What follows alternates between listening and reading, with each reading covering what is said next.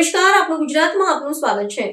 પશુઓના મારણ કેસમાં યોગ્ય વળતરને લીલિયાના માલધારી સમાજ દ્વારા મામલતદાર અને વન વિભાગને આવેદનપત્ર પાઠવી ન્યાયની માંગ કરી। લીલિયાના માલધારી સમાજે પાઠવ્યું આવેદનપત્ર। વન વિભાગ દ્વારા પશુઓના મારણ કેસમાં યોગ્ય વળતર આપતું ન હોવાની કરી રજૂઆત। પશુપાલકોના પશુઓના વન્ય પ્રાણીઓ દ્વારા થતા મારણ પર વન વિભાગ નથી આપતું યોગ્ય વળતર। ગૌચરની જમીનોમાં થઈ રહેલા ગેરકાયદેસર ખોદકામ સામે માલધારીઓ નારાજ।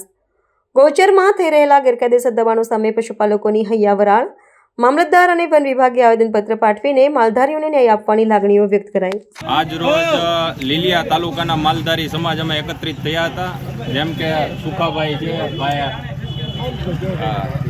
રાજુભાઈ છે, અન્ય માલધારી અમારો સમાજ એકત્રિત થઈને અમારી જે 2-3 માંગણીઓ હતી તે અમે અધિકારીઓ સમક્ષ મૂકવા માટે રજૂઆત કરી હતી। જેમ કે અમારા પશુપાલકોની અવારનવાર મારણ થતું હોય તો તેમનું પૂરતું વળતર માલધારી સમાજને મળતું નથી। તો સાહેબને રજૂઆત એ અમે કરી કે જેટલું બને એટલું જાજુ વળતર આપવામાં આવે માલધારી સમાજને।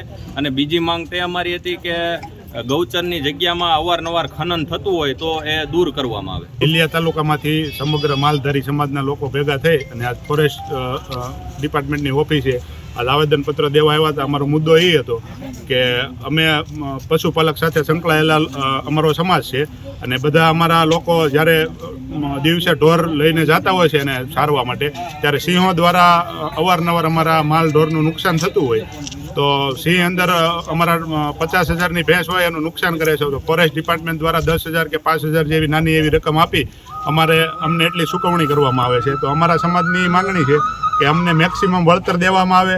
અને બીજું એ હતું કે અમારા સમાજને જ્યારે નુકસાન થયું હોય છે અમારા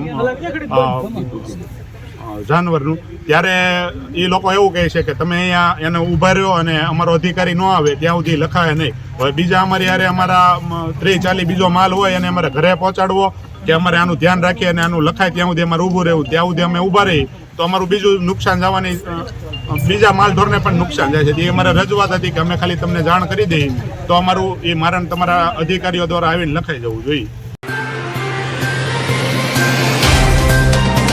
तो व्हाट्सएप, ट्विटर, फेसबुक, इंस्टा जहाँ भी आपका अकाउंट है, इसे शेयर बटन के द्वारा वहाँ पर शेयर करें।